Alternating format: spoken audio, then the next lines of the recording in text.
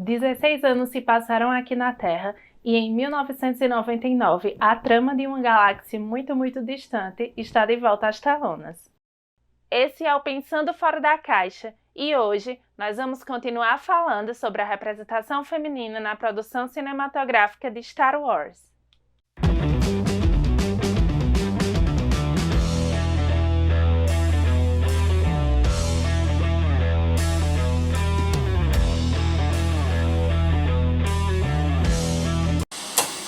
Bem no início da era da computação gráfica, George Lucas e equipe trouxeram de volta a história intergaláctica mais querida da cultura pop.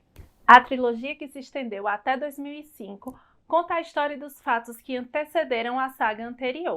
Os episódios 1, 2 e 3 não economizaram no CGI, a ponto de para o público agora causar até um pouco de tontura a assistir os longas. Nessa linha temporal, nós vamos acompanhar a história de Anakin Skywalker e sua amada Padmé Amidala, que de forma bem limitada vai ser a principal protagonista dessa trilogia. Essa parte da franquia foi lançada numa época onde as posições que antes eram mais masculinizadas nas histórias já eram tratadas com mais naturalidade quando ocupadas por mulheres na cultura pop.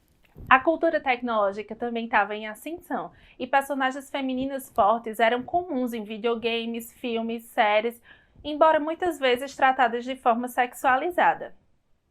Então, dessa vez, a gente vai ter uma trilogia mais direcionada ao núcleo dos Jedi e às conturbações mais políticas da história. Esse aspecto externo vai ficar mais evidente, enquanto as tramas internas ficam mais sutis.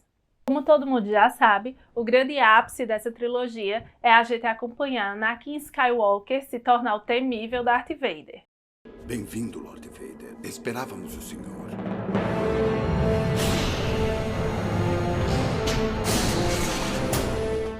Nesse processo, a participação feminina é crucial para o desenrolar da história. Aqui, elas vão estar ainda mais presentes que na saga anterior. Mas o que se entende como protagonismo fica mais restrito mesmo a Padmé Amidala. A personagem começa a história como a jovem rainha do planeta Naboo, que junto com seu conselho precisa decidir os novos rumos diplomáticos das relações entre os planetas. Para evitar a invasão da Federação no seu planeta, ela se une a Obi-Wan e Qui-Gon Jinn numa missão em busca de auxílio, mas acaba parando no planeta Tatooine.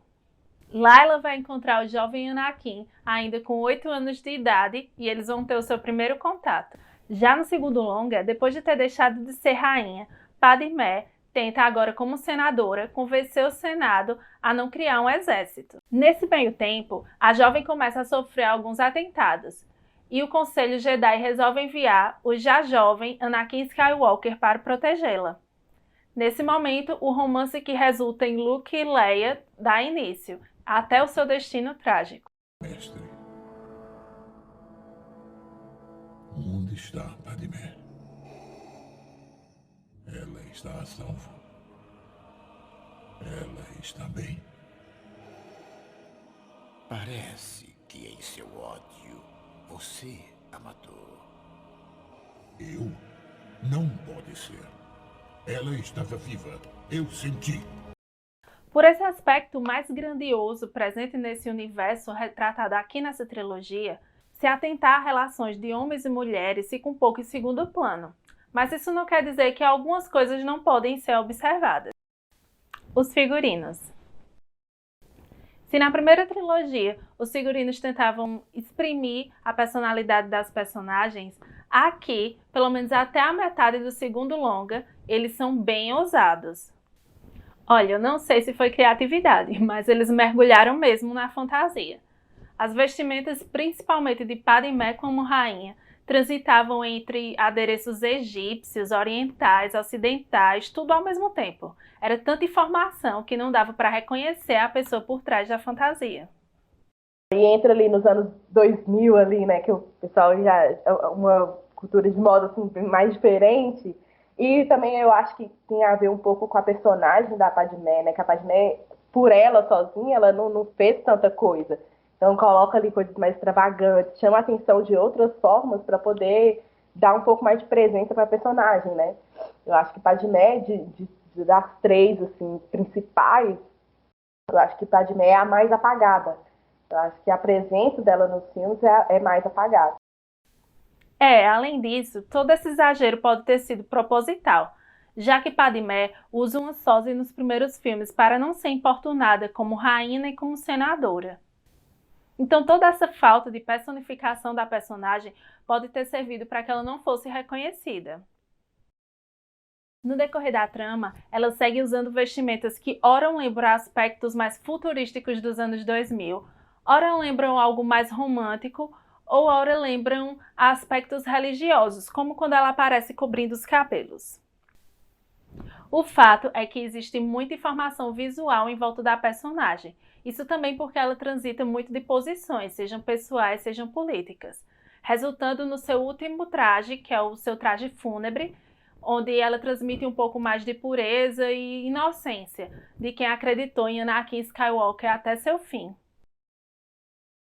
As demais personagens femininas não ganham muito destaque, então as vestimentas delas estão mais ligadas a esse visual mais futurístico mesmo dos anos 2000 ou a aspectos religiosos quando se tratam das assistentes da rainha. A presença. Se na saga anterior a presença feminina era escassa, aqui ela aumentou significadamente. Nós temos pilotos, caçadores de recompensa, membros do conselho, jedis, assistentes da rainha e muitas outras. Embora essa presença seja maior, o protagonismo diminuiu e ficou bem restrito a Padmé. Isso porque a história central é voltada para Darth Vader e suas origens. Nesse ponto, os longas ao menos diminuem a força do princípio de Smurfette, porque Padmé não é exclusiva enquanto figura feminina na saga, pelo menos não tanto quanto na trilogia anterior. Além disso, se a gente aplicar o teste de Bechdel nos filmes A Ameaça Fantasma, Ataque dos Clones e A Vingança de Sith, os longas, de forma geral, se aplicam aos 3 pontos. A presença feminina existe e é notável. A interação entre elas, ainda que simbólica, pelo menos acontece. E o assunto que elas conversam não é sobre os personagens masculinos da história, e sim, como a maioria da saga de Star Wars, a política. Além disso, essa preocupação com a exuberância em volta do figurino das imagens femininas da trama mostra que o Star System ainda está vivo na interpretação e que a imagem feminina ainda permanece irreal em relação às circunstâncias em que ela é colocada.